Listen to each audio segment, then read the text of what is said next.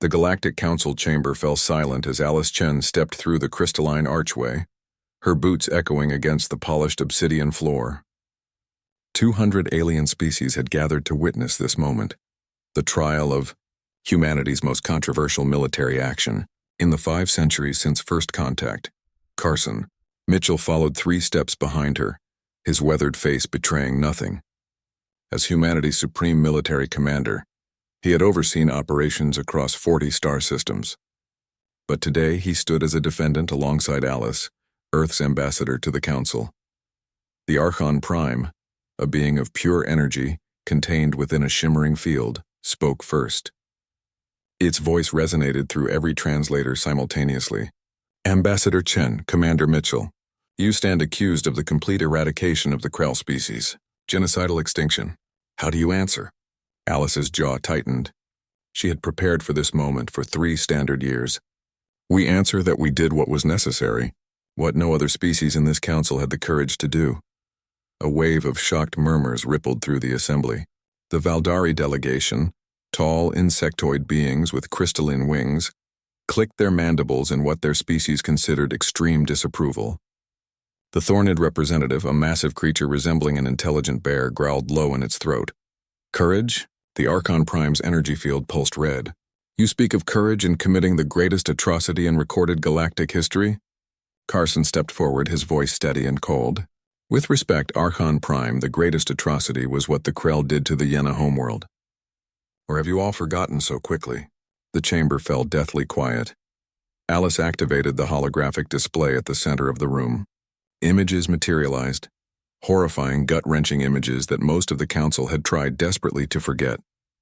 The Yenna had been a peaceful species, barely achieving interstellar travel when the Krell found them. What followed was 3 months of systematized torture, experimentation, and consumption. The Yenna numbered 4 billion, Alice said, her voice carrying to every corner of the chamber. The Krell didn't just kill them. They farmed them. They bred them. They engineered them to feel more pain, to live longer while being consumed alive, because it improved the flavor. A Thornid delegate turned away, unable to watch the footage. When the Yenna sent their final transmission, Carson continued, when their last ship escaped carrying just 200 survivors, they begged the Council for help. For 3 months they begged. The Archon Prime dimmed slightly. The Council deployed peacekeeping forces. 8 months later, Alice's voice cracked like a whip. The Council formed committees, held votes, debated jurisdiction and protocol, and by the time your peacekeeping forces arrived, the Krell had already moved on to their next hunting ground. Carson pulled up another hologram. The Mathari, 6 billion. The Salkeen, 2 billion.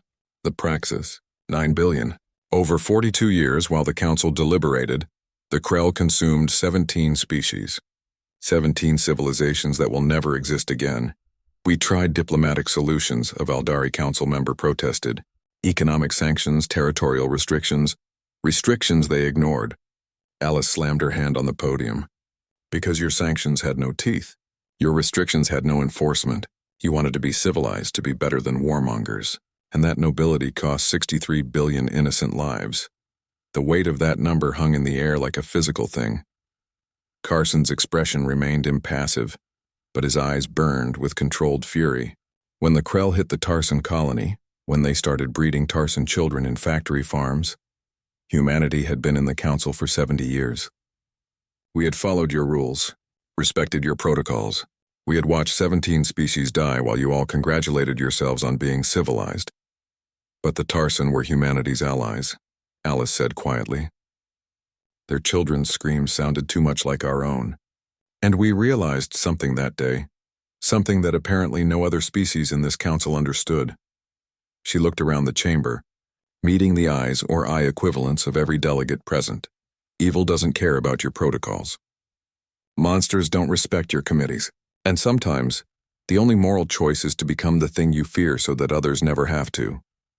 Carson stepped forward again. We gave the Krell one warning. One chance to surrender, to face trial, to end their predation peacefully.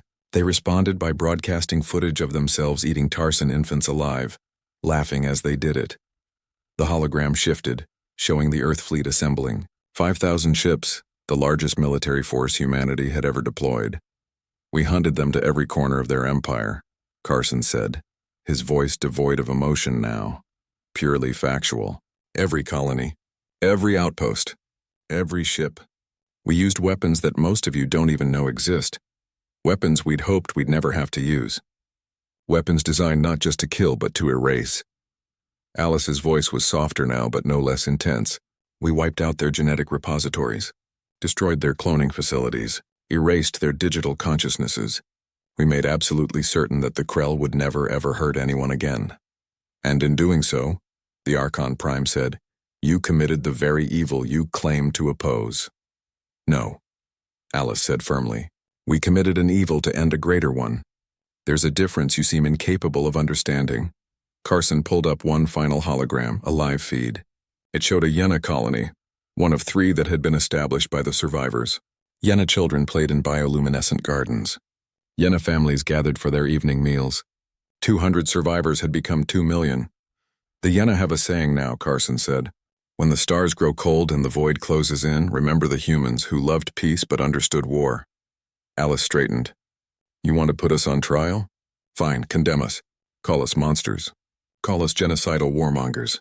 But know this, while you all sat in your chambers, debating and discussing and being so very civilized, we did what you couldn't. We ended a nightmare that you allowed to continue for 42 years. She paused, her voice dropping to barely above a whisper, yet somehow carrying to every ear in the chamber. We are the species that will bear that darkness for you. We are the ones willing to dirty our hands so yours can remain clean. And if that makes us monsters, then we are monsters who protect the innocent. What does that make you? The Galactic Council chambers remained silent long after the humans left. No verdict was officially recorded that day, but from that moment forward, every species in the galaxy understood one immutable truth. Humanity had lines that, once crossed, meant total annihilation, and the Krell had learned that lesson too late.